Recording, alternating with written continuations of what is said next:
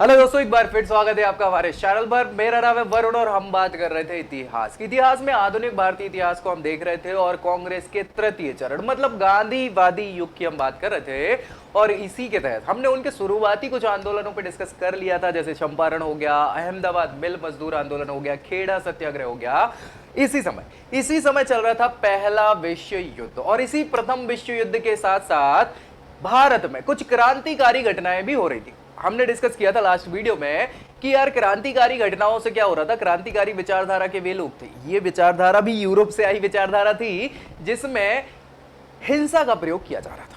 ठीक है, भारतीय क्रांतिकारी लोग क्या कर रहे थे, अंग्रेजों को बम बंदूक इनसे भी मारपीट कर रहे थे, मार रहे थे और चाह रहे थे कि भाई जल्दी से जल्दी हमें आजादी मिल जाए। तो आजादी के लिए ये कार्य किए जा रहे थे क्रांतिकारियों के द्वारा और इन्हीं के चलते अंग्रेज परेशान हो गए थे। अंग्रेज हुए परेशान तो भैया उनने क्या किया, कुछ एक्ट लेके आए इन क्रांतिकारी गतिविधियों को कंट्रोल करने के लिए। तो इस वीडियो में हम बात करने वाले हैं रॉलेट एक्ट या काले कानून की, और इसी से संबंधित जब जलियांवाला बाग हत्याकांड होगा तो क्या कैसी चीजें रही वो हम सभी इसी वीडियो में डिस्कस करेंगे। मतलब क्या है, अभी फिलहाल हम रॉलेट एक्ट देखेंगे, उसके बाद जलियांवाला हत्याकांड।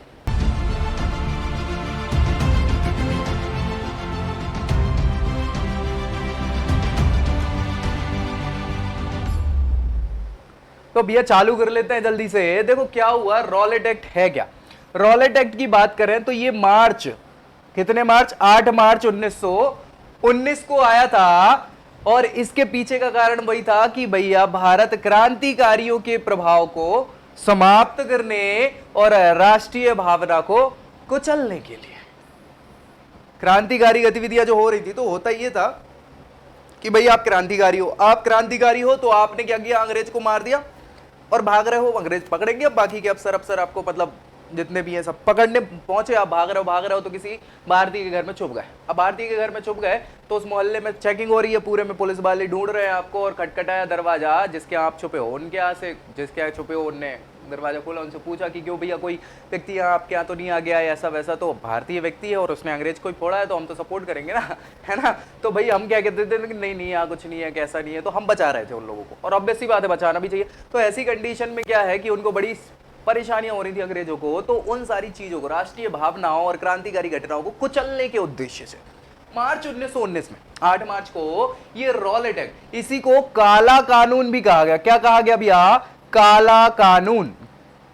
काला कानून भी कहा गया। क्यों कहा गया, इस पर डिस्कस करेंगे। तो ये लागू कर दिया गया। अब इसके तहत क्या हो रहा था, ये जो सरकार ने, न्यायाधीश सर सिडनी रॉलेट, ये इन व्यक्ति का नाम है, इन्हीं के नाम पे ये एक्ट बना है, रॉलेट एक्ट, है ना। सिडनी रॉलेट इनका नाम है। इनकी अध्यक्षता में एक कमेटी नियुक्त करी और उस कमेटी ने ये एक्ट बनाया। तो अध्यक्षता जो थी वो रॉलेट इनका नाम है ना, इनकी अध्यक्षता के कारण उस एक्ट को ही नाम दे दिया रॉलेट एक्ट, है ना भैया।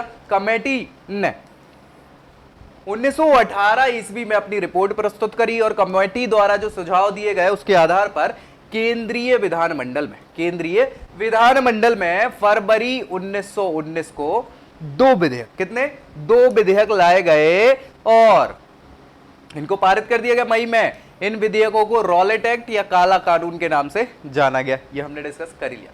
अब भैया इस रॉलेट एक्ट में था क्या, आपको बता देता हूं कि रॉलेट एक्ट ऐसा कानून था, इस कानून के तहत किसी भी मतलब किसी भी की बात चल रही है, किसी भी भारतीय को शक के आधार पर,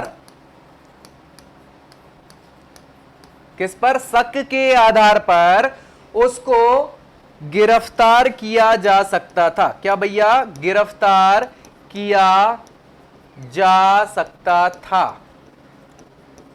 और भैया गिरफ्तार कर लिया। आज की डेट में क्या होता है कि मान लो आज भी अधिकार है पुलिस वालों को ऐसा कि मान लो आपको, उनको शक हो गया कि ये व्यक्ति चोर है या कुछ गलत कर सकता है, तो उस आधार पर उसको बंदी बनाया जा सकता है। बिल्कुल आज भी ये अधिकार है।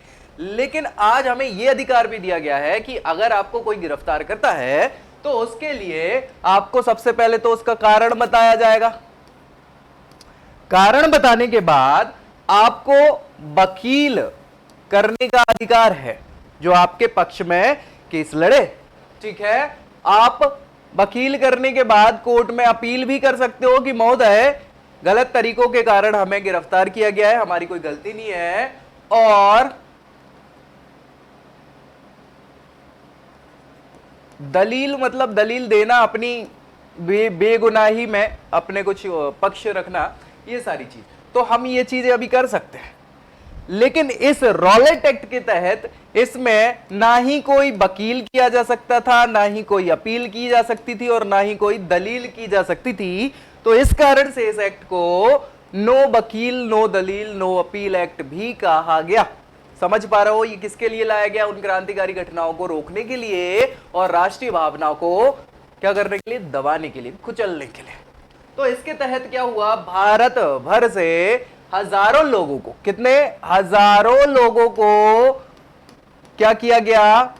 जेल में गिरफ्तार कर दिया गया, जेल में बंद कर लिया गया, और अब उनके पास ना वकील अपील दलील किसी की गुंजाइश नहीं है। ऐसी कंडीशन में लोग बाग क्या है, क्या करने लगे? विरोध करने लगे। किसका? इस काले कानून का। और इस काले कानून के विरोध स्वरूप बहुत सारे शांति प्रिय ढंग से या कुछ भी आप बोल लो, रैलियां और विरोध सभाएं प्रदर्शित करी गई। इसी कंडीशन में हो ये रहा था कि पंजाब में, पंजाब उस समय तक राष्ट्रीय भावना का केंद्र बिंदु बन चुका था, क्योंकि राजधानी कहां शिफ्ट हो गई थी? दिल्ली, है ना। तो पंजाब पास पड़ता था। पंजाब वाला जो इलाका है वहां पे राष्ट्रीय भावनाएं कूट कूट कर भर रही थी। कौन सी?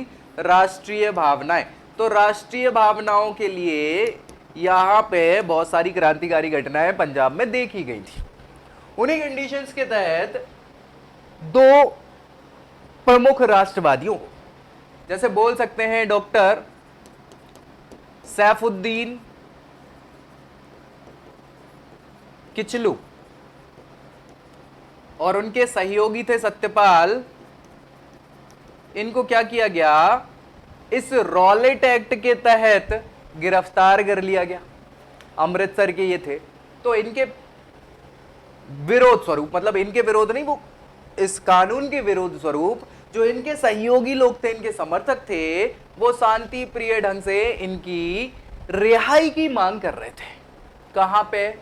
जलियांवाला बाग, अमृतसर में ये पड़ता है। हालांकि अमृतसर नगर से थोड़ी सी दूर पड़ता है, ये बिल्कुल मेन सिटी में नहीं है, दूर है, और बड़ा बाग है, लेकिन बाग का दरवाजा एक ही है। अच्छा, संयोग बस यहां बात कर ले कि चूंकि क्रांतिकारी घटनाएं पंजाब में फैल रही थी, तो पंजाब में ही क्या हुआ कि लगी थी, जैसे हमारे यहां धारा 144 होती है, आपने नाम सुना होगा, धारा 144। धारा 144 के तहत आप क्या इकट्ठे नहीं हो सकते और सारी चीजें, है ना। तो उसी समय एक एक्ट था मार्शल एक्ट। क्या? Martial act. मार्शल एक्ट लगा हुआ था, यानी मार्शल लॉ लगा हुआ था, कानून लगा हुआ था कि आप इकट्ठे नहीं हो सकते और कोई भी चर्चा अर्चा में शामिल नहीं हो सकते। इस प्रकार का मार्शल कानून लॉ लगा हुआ था पूरे पंजाब में। पंजाब में ही तो अमृतसर भी आ रहा है ना। सो ये क्या है कि बहुत सारे लोग, संयोग बस उसी समय त्योहार भी था। अब वो त्योहार था तो लोग बाग पुरुषों महिलाओं बच्चों के साथ जलियांवाला बाग में वो त्योहार मनाने के लिए पहुंच जाते हैं। हजारों की तादाद में लोग बाग इकट्ठा होते हैं। अब भैया ये थोड़ा सा माहौल गड़बड़ हो जाता है, तो यही जलियांवाला बाग हत्याकांड की रूपरेखा बन जाती है। चलिए और अच्छे से डिस्कस कर लेते हैं। पंजाब के अमृतसर नगर में है जलियांवाला बाग, ठीक है। यहां अंग्रेजों की सेनाओं ने भारतीय प्रदर्शनकारियों पर अंधाधुंध गोलियां चला दी, और जिसमें बड़ी संख्या मतलब हजारों की तादाद में लोग बाग मारे गए। यह घटना जो है 13 अप्रैल 1919 को घटी थी। कब घटी थी? 13 अप्रैल 1919 को घटती है। और जनरल डायर, क्या नाम है? जनरल डायर, इन्होंने सेना को बिना किसी चेतावनी दिए अंधाधुंध गोलियां चलाने का आदेश दे दिया जलियांवाला बाग में। दो काम चल रहे थे यहां पे, ठीक है। दो काम क्या चल रहे थे कि भाई साहब देखो, जे मान लो जलियांवाला बाग है, जलियांवाला बाग में ये गेट है, ठीक है। सो एक जगह पे शांति प्रिय ढंग से यहां पे रिहाई की मांग की जा रही थी, रिहाई की मांग, है ना। कुछ लोग समर्थक जो थे सत्यपाल मलिक और सैफुद्दीन किचलू के, उनकी रिहाई की मांग कर रहे थे। और इसी बाग में वैसाखी का त्योहार, कौन सा भैया, बैसाखी का त्योहार जो है मनाने के लिए लोग बाग इकट्ठे हो गए थे। इसमें महिलाएं, बच्चे, पुरुष तो शामिल थे ही, बुजुर्ग वगैरह सब शामिल थे हजारों की तादाद में। अब हुआ क्या कि इतनी बड़ी भीड़ लग गई तो भैया इनको खबर पहुंची जनरल डायर को कि भाई साहब इधर तो पता नहीं क्या षड्यंत्र चल रहा है, इतने सारे लोग इकट्ठे हुए हैं कि हमें लगता है कि कुछ तो तूफानी होने वाला है। जनरल डायर आनन फानन में टुकड़ी लेके पहुंचे और भैया गेट करा, गेट पूरा पैक कर दिया सेना की टुकड़ी से कि कोई निकल ना पाए। एक ही गेट था और बिना कुछ बोले इनने अंधाधुंध फायरिंग करना चालू कर दी पूरे बाग में। और लोग बाग अपनी जान बचाने के लिए, पीछे यहाँ पे एक कुआं भी था पानी का, सो उस कुएं में भी गिर जाते हैं तो भैया उसमें भी बहुत सारे लोगों की मृत्यु हो जाती है। आज भी आप जाएंगे तो यहाँ गोलियों के निशान आपको मिल जाएंगे जलियांवाला बाग की दीवारों पर, ठीक है। सो हजारों की तादाद में लोग बाग यहाँ पे इस घटना में मारे गए, जिसको किसने, जनरल डायर ने, क्या नाम है भैया, जनरल डायर ने अंजाम दिया। और जनरल डायर को ब्रिटिश सरकार ने भैया बड़ा प्रोत्साहित किया, बड़े तमगे दे दिए कि अच्छा किया अच्छा किया। लेकिन बहुत सारे भारतीय रुष्ट हो गए, जिसमें आपने नाम सुना होगा उधम सिंह का, है ना। सो उधम सिंह ने तो भैया लंदन जाके जनरल डायर को मारा था, ठीक है। मूवी तो देखी होगी आपने। तो भैया ये बड़े गुस्सेल व्यक्ति थे, गुस्सेल मतलब हुआ ही है, हजारों लोग मारे गए। और पता क्या हुआ कि इस जलियांवाला बाग हत्याकांड के बाद एक कमीशन बनाया गया।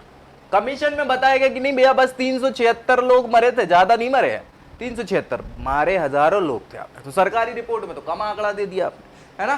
सो यही सारी चीजें थी, यहां पे ये सारी घटनाएं हो जाती हैं, ठीक है। सो बस इसके लिए क्या हुआ, एक सभा आयोजित करी गई थी और 13 अप्रैल 1919 को तीसरे पहर 10,000 से भी ज्यादा लोग बाग यहां जुटे हुए थे इस जनसभा पर।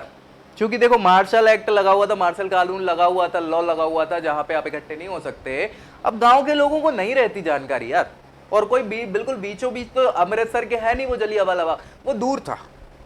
तो गांव वाले लोगों ने ध्यान दिया नहीं, वो इकट्ठे हो गए, वो तो अपना त्योहार मना रहे थे। और ऐसे में क्या कर सकते हैं। फाइनली इस कांड के लिए एक कमेटी बनाई गई, हंटर कमेटी, जिसका नाम रखा गया।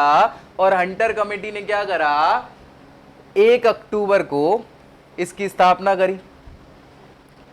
अभी होंगी बहुत सारी चीजें, है ना। और लॉर्ड हंटर जो है अध्यक्ष थे, इसलिए हंटर समिति बोला। और जलियांवाला बाग को लेकर जो उग्र प्रदर्शन लोगों के द्वारा किया गया था, अंग्रेज सरकार ने घटना की जांच करने के लिए समिति की स्थापना करी। और इस समिति ने संपूर्ण प्रकरण पर क्या करी, लीपापोती कर दी। लीपापोती मतलब बचाने का पूरा प्रयास किया आपने, इस क्रूर कारनामे को ढकने का पूरा प्रयास किया भैया। और ब्रिटिश अखबारों में घटना के लिए जो जिम्मेदार था जनरल डायर, उसको ब्रिटिश साम्राज्य का रक्षक बताया गया, ब्रिटिश साम्राज्य का शेर बताया गया, ठीक है। तो भैया गुस्सा नहीं आएगा तो क्या आएगा, तो उधम सिंह ने फोड़ डाला। याद रखना भैया ये सारी चीजें, कोई दिक्कत परेशानी।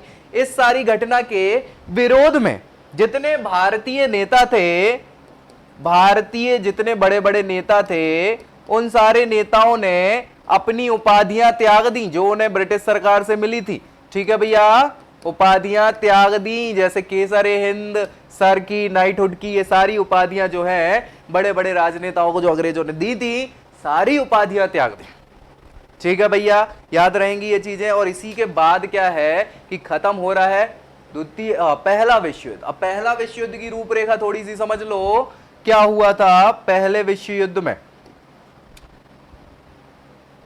कलर इसमें दिखेगा नहीं तो चेंज कर लेता हूं मैं पहले तो, नहीं तो फिर आप कहोगे कि सर समझ में नहीं आ रहा,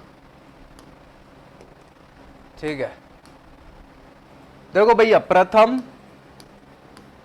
विश्व युद्ध, प्रथम विश्व युद्ध भैया छोटी सी घटना के कारण हो जाता है। ये यूरोप है, यूरोप में मान लेते हैं ये फ्रांस है, फ्रांस के पास इधर जर्मनी है, उस समय प्रशा था, ठीक है। यहाँ पे स्विट्जरलैंड भी है और ये ऑस्ट्रियन हंगरी एम्पायर है ना। इसके आसपास इधर इटली पड़ता है, इटली के आसपास इधर फिर भैया स्पेन पड़ता है, पुर्तगाल पड़ता है, ये वाला इलाका बेल्जियम पड़ता है ना, इधर ब्रिटेन पड़ता है, ठीक है। इसके बाद इधर पोलैंड पड़ता है और इधर क्या पड़ता है, रशिया पड़ता है ना। बीच में और भी साम्राज्य पड़ते हैं। इधर उस समय तक ऑटोमन साम्राज्य का शासन चल रहा था। तो भैया हुआ ये कि ऑस्ट्रिया हंगरी के जो उत्तराधिकारी होने वाले थे अगले, फर्डिनांड है ना, ड्यूक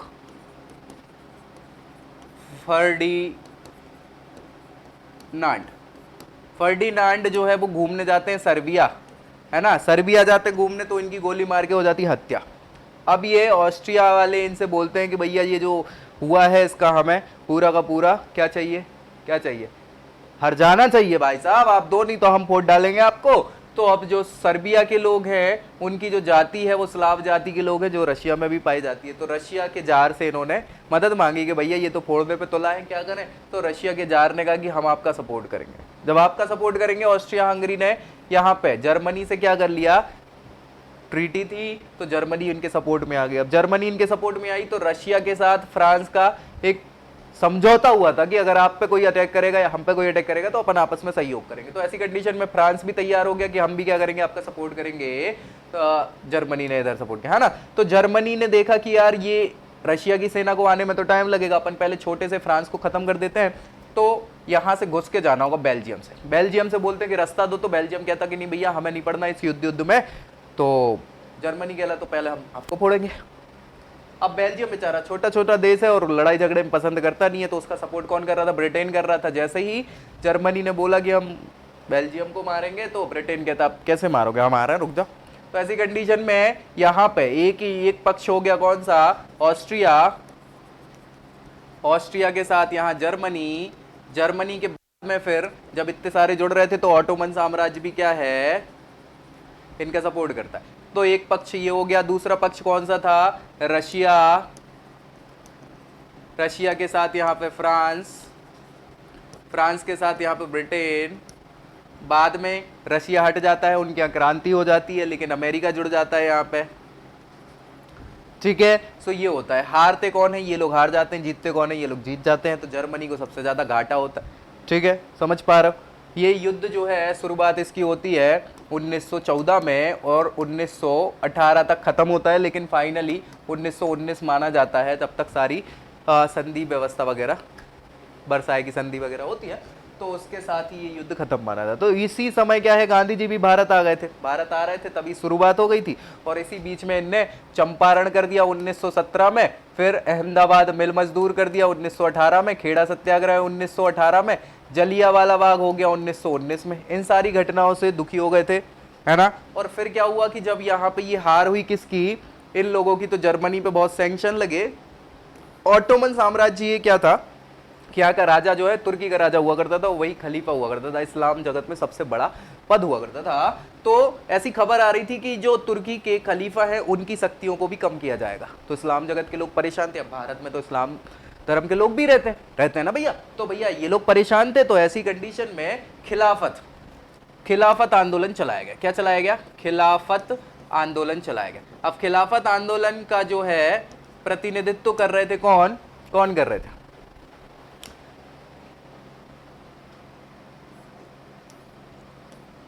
अली ब्रदर्स कर रहे थे। क्या नाम है, अली बंधु इनको बोला जाता है, ठीक है। तो अली बंधुओं को सपोर्ट करने के लिए महात्मा गांधी भी इनके साथ जुड़ जाते हैं और एक संयुक्त रूप से असहयोग आंदोलन चालू करते हैं। क्या करते हैं, असहयोग आंदोलन। और ये असहयोग आंदोलन भी शुरू होता है, सारी चीजें। तो ये खिलाफत, असहयोग वगैरह अपन नेक्स्ट वीडियो में देखेंगे। इस वीडियो में समझ में आ गया कि रॉलेट एक्ट, काला कानून बनाया क्यों था, उसके कारण क्या क्या घटनाएं हुई, और जलियांवाला बाग हत्याकांड हो गया, हंटर कमेटी बनी उसके कारण, जनरल डायर को गोली मार दी गई उधम सिंह के द्वारा बाद में, है ना।